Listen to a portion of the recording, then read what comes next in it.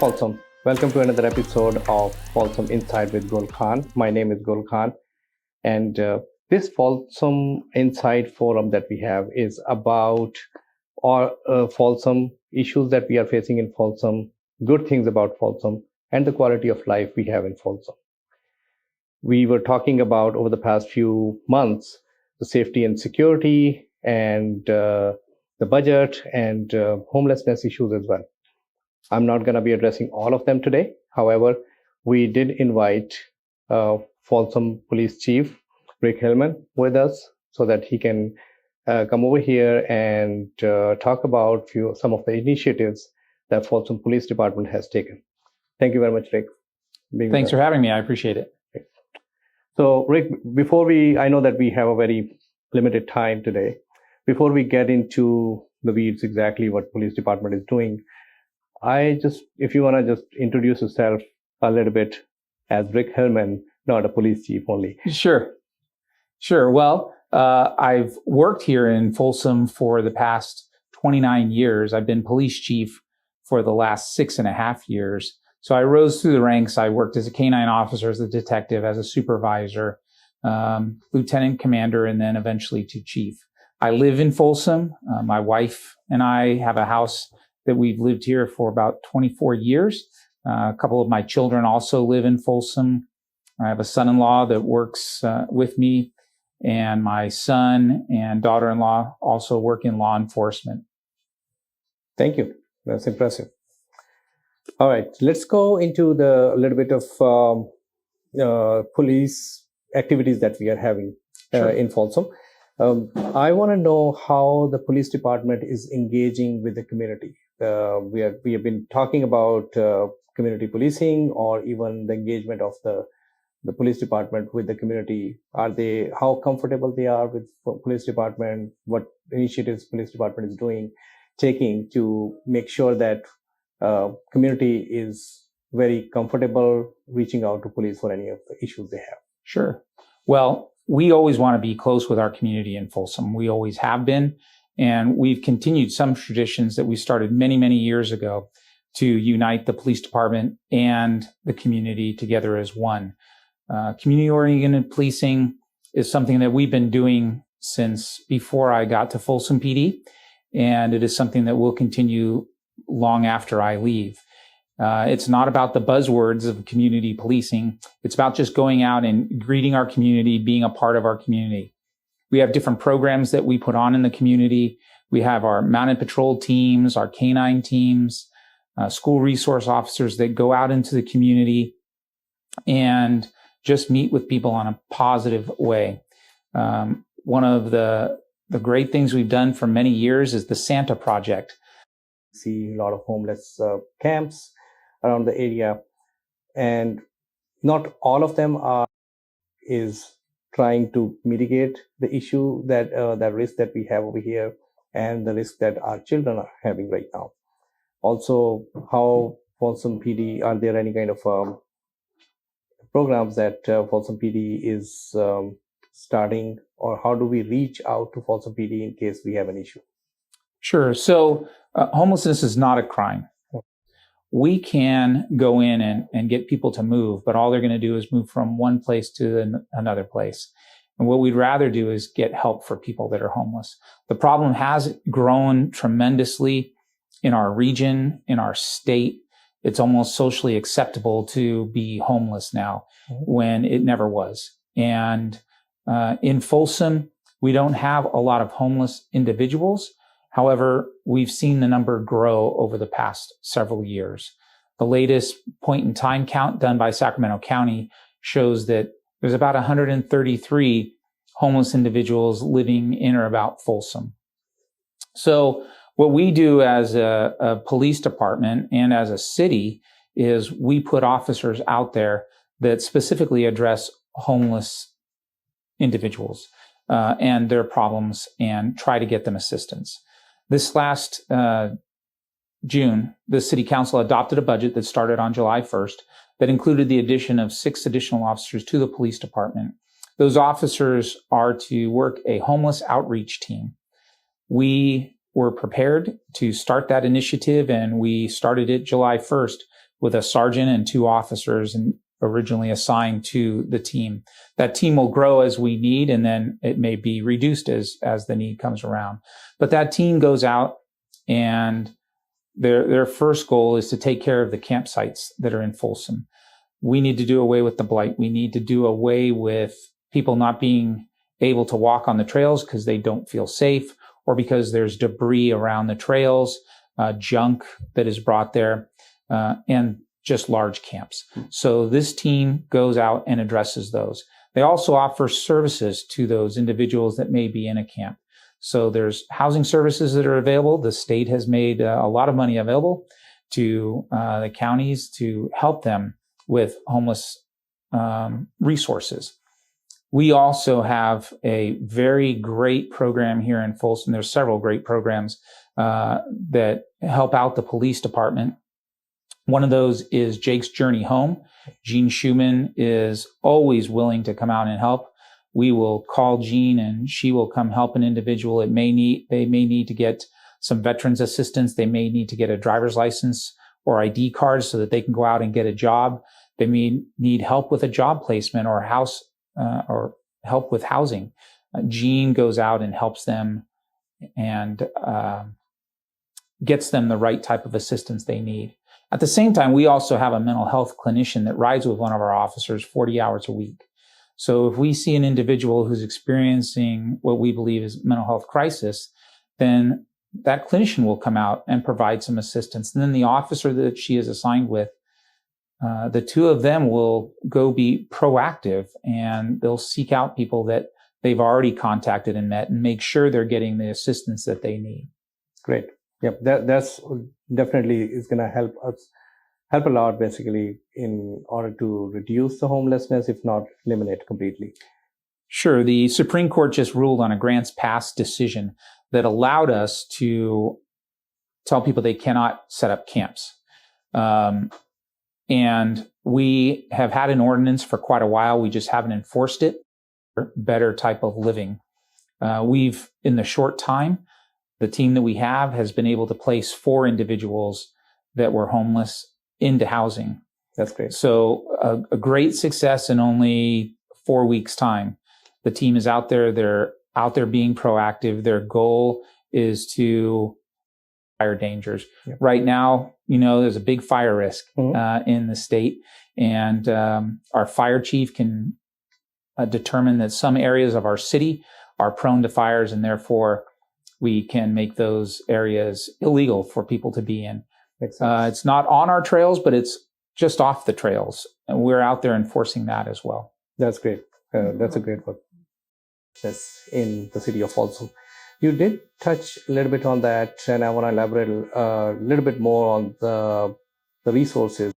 But before we go into that, I want to know a little bit, if you can give us a little bit of a background on how many police officers we have now, how many police officers we are short right now, and then how many are going to be added in this budget or allocated. Sure. So we now have 87 police officers, sworn police officers for the department. We were at 81 prior to this current budget. We have staffed 81 officers right now, but some of those officers are just getting done with their academy training. Academy training takes 6 months, so hiring a police officer is a very lengthy process. Usually takes about 4 to 6 months to hire an officer. They have to go through a very extensive background check. Then they, from there, go to a police academy. The academy lasts 6 months. When they get done with the academy, they have to have another 4 months worth of training. So that's a minimal amount of time for their training.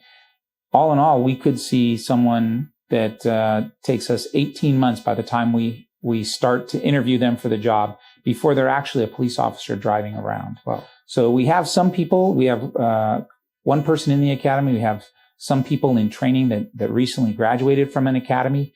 We send people to the academy every 6 months. And we're trying to keep up with a good pace of hiring both entry-level people And then lateral, those with experience in law enforcement, maybe from another agency that want to relocate to Folsom. That gives us a little bit more leeway as to how long it takes to train somebody. Obviously, if they're already trained, the background may take from 4 to 6 weeks to complete, and then getting them on another month or so, we can then get them on the street, and our training program is only about 8 weeks for someone with experience. So we can turn those people over in just a few short months and get them out on the road. How many officers do we need? Well, there's many things that depend on and how we would look at the number of officers we need. One of those is our response times to calls. If our response times continue to grow, where it's taking us longer and longer to get to a call for assistance, the community may say, we need more police officers because we want to have a shorter response time. There's also our crime rate. If our crime rate grows, the community and our council may say, we want there to be less crime, so we need to work on crime. Then there's that average that's out there of 1.2 to 1.5 officers per 1,000 residents. We now being at 87 are right around the 1.0 for officers per 1,000. And we'll be looking at, once we get these officers on, what our response times are. Have they gone down since we got additional officers?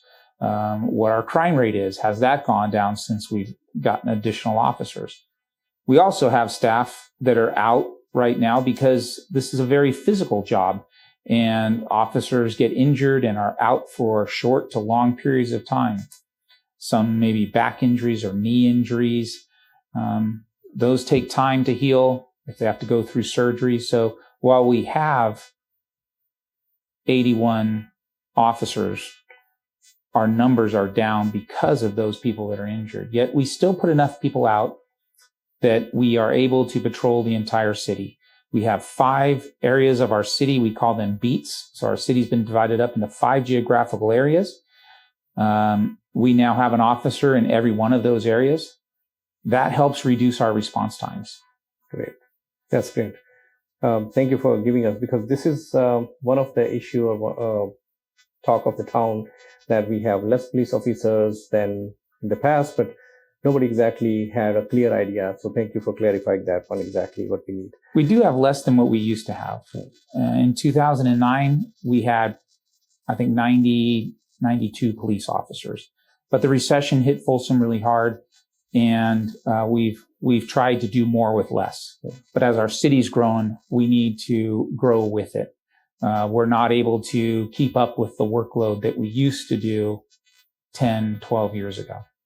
And then in those 10, 12 years, the population has grown as well. So the population has grown, our problems have grown, our traffic has grown.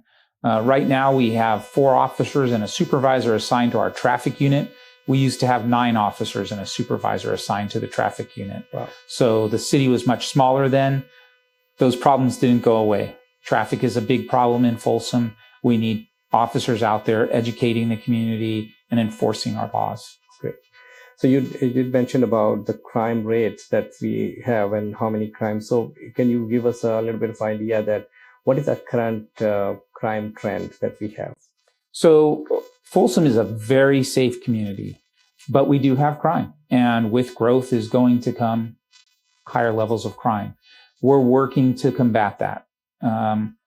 One area that we have a lot of problems in is with retail theft. Okay. So not the small little shoplifting that goes on where somebody goes in and steals, a candy bar or a 6-pack of beer or a thing of milk, but these large-scale retail thefts where people come in, it's an organized group, they go into one of our businesses and they steal thousands of dollars worth of merchandise, take it and run. They're oftentimes not from the Folsom area, and they come here just to basically do their shopping and leave, but they're not paying for any merchandise. What happens to us then is we end up paying for that later on when the prices go up. There's less merchandise out there. We go to a lot of stores now and merchandise is locked up behind cabinets and you have to ask for assistance. All that's coming from a large amount of organized retail theft. And those organized retail thefts can also turn violent.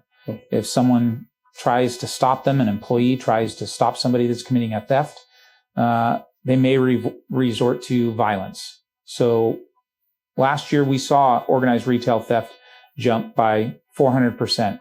We saw violent crime jump. One of the main reasons is those organized retail thefts that turn to violence. We are doing what we can to stop that.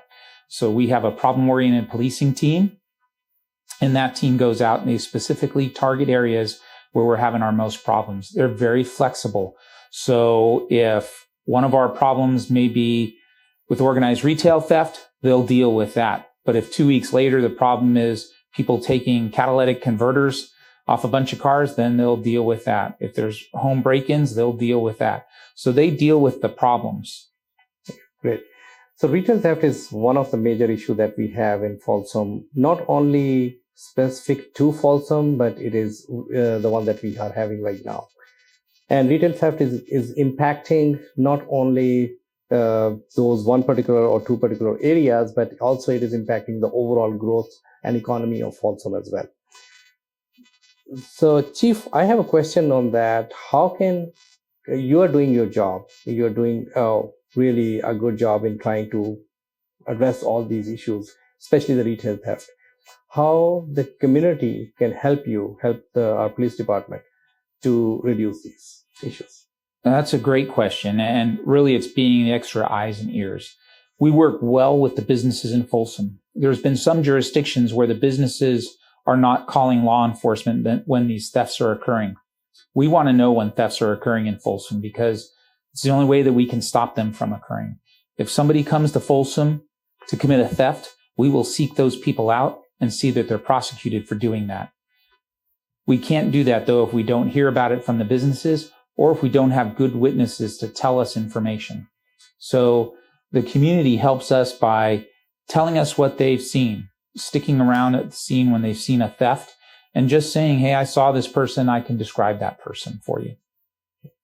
Yeah, I wanted to know because sometimes people say that, oh, somebody's trying to steal something from a store.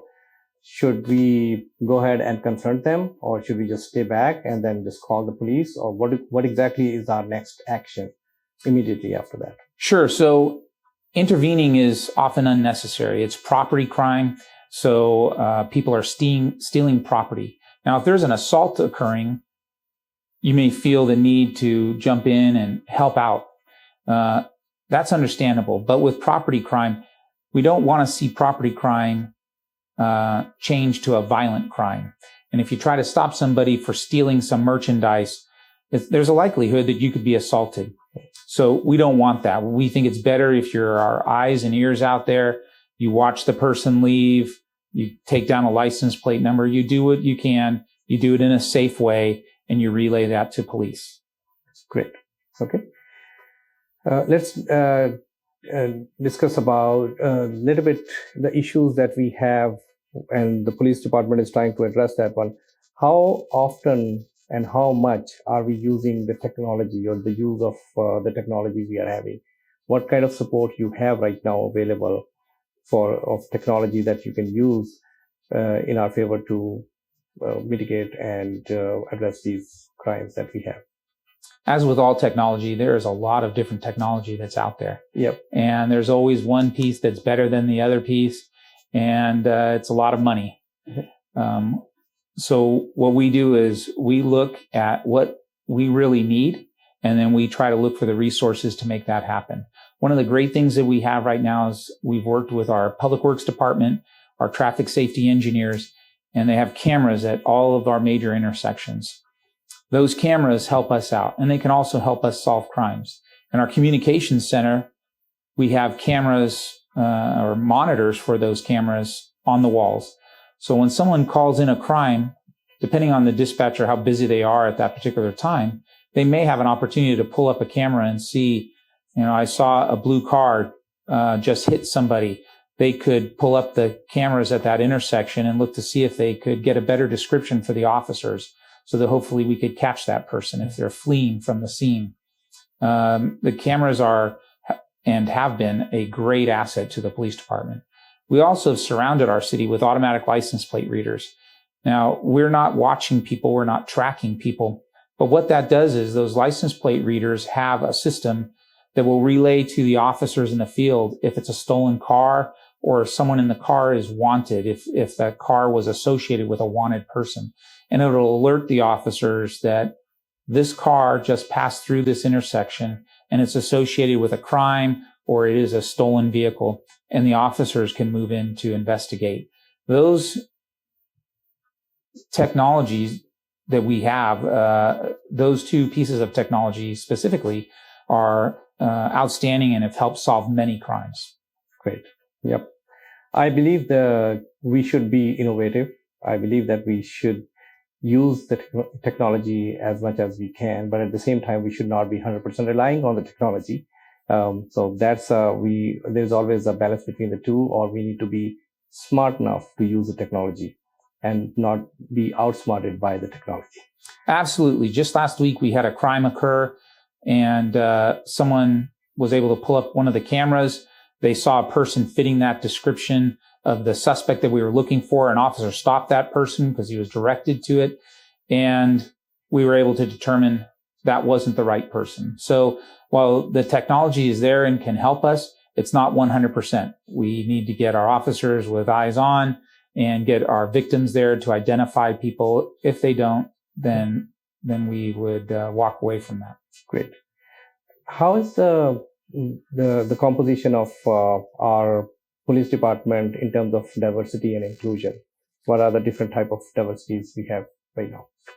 Well, we have, I think, a diverse workforce. However, not as diverse as I would like to see. Mm-hmm. When we open our positions, we traditionally just open the position and it goes out on a city server for our human resources department. We don't have actual demographics that we reach out to. We're usually looking for police officers, and we want people with experience for the most part. We also open it up to people without experience, though, and it's simply just going to our website and following the links to apply. So we don't go out and target one group or another group. Word of mouth gets around, so that's been helpful for us. We have a diverse workforce, but we need a more diverse workforce, and we're continually looking for ways to improve. Great. And overall, we know that we have a Folsom Dam, and we have other, like the earthquakes. I used to be part of the Folsom Fire Department third division for that, and we would always discuss this one that Folsom, or in general, is not really prone to earthquakes and all those kind of emergencies. How prepared the city of Folsom is in terms of policing for the emergencies? So our emergency preparedness is very good, both with police and fire and citywide, because when a catastrophic event occurs, it doesn't just affect the police department or the fire department. It will affect our waters. It will affect our sewers, our roadways, many different areas of the city.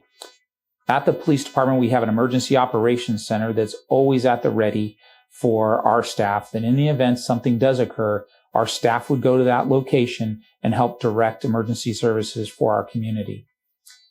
We participate in a lot of exercises for emergency preparedness, we as the police department, and we also send resources elsewhere in the state to assist. So we're sending officers to the fire that's in Butte County to assist with law enforcement. But that gives our officers that experience and those skills, and having dealt with it before, that if it were to happen here, they're prepared and they know what to do. Great. Yep. Mm-hmm. That's really good to know, because we always talk about this one, that it's not if it happens, it's when it happens. Sure. So we should be prepared. A lot of activities needs to take place whenever we have an emergency. And definitely, as you said, that it's not one department, it's not only police department, it's the whole city that needs to be prepared. And that's why I asked this question to every single guest I have, that how prepared we are as a city. Yeah. We're very prepared. Our police and fire department recently did an active shooter training at Folsom High School. Yeah. So while the high school is closed, we took that time to bring our personnel out, and over 2 different training days, all of the police department personnel and some of the fire department personnel were able to train on what to do in an active shooter event. Now, those are the worst case scenarios, but when something occurs, our teams have already worked with each other. We know each other. We know how to function, and things go smoothly for us. Great. Thank you very much for providing all that. One last question I'm going to ask is, how are we getting the feedback from the community? You mentioned in the beginning that Folsom Police Department is very much involved with the community. You have different events, but those are the events that the Folsom Police Department is basically arranging, and then people can come in into those. Is there any way that the police department is collecting some feedback? How are we doing? What are the ways that people can actually reach out to you for emergencies, non-emergencies, and even just to get to know you? What are the ways to provide you the feedback? So some of those things that we've done is we've had our trunk or treat event every October at the police department. That used to be an open house where people could come in and talk with us, but instead it's a time for the kids to come and they can get treats while they look at all the different police equipment that we have and fire equipment. But then we can also meet, interact, and they can get to know us all a little bit better. We're always available by phone. We're available by email. On our website, there's a way to compliment an officer or make a complaint about an officer. We rarely get complaints, but we do get a lot of compliments. To an officer and ask them a question. As long as they're not in the middle of dealing with another incident, somebody's always welcome to talk to one of our officers. Great. Thank you. Thank you very much, Chief Hillman. It was really nice meeting you and talking to you and knowing all those details. I'm sure this interview is going to help a lot of people understand what the police department is doing in Folsom, how we can actually reach out to the police department, and also how we can actually prepare ourselves for any kind of an emergencies. This is the event that we are, nobody is prepared if there is an emergency, but we just need to make sure that we have our ducks in a row before this happens. So thank you very much for giving us this time. Thank you for this opportunity. I appreciate it. Thank you. So at the end, I just want you to say anything that you want to address directly to the city of Folsom, the residents, that what you want to say in about your 30 seconds. So as I've said, our police department is well connected with our community. We always want to be and remain well connected with our community. If you need to get a hold of the police department, of course, if it's an emergency, call us at 911. If it's not an emergency, you can always call our communications center at 916-355-7231, or you can explore the Folsom website at folsom.ca.us and look for a link that says police and learn more about the police department and the things that we do in our community. Thank you.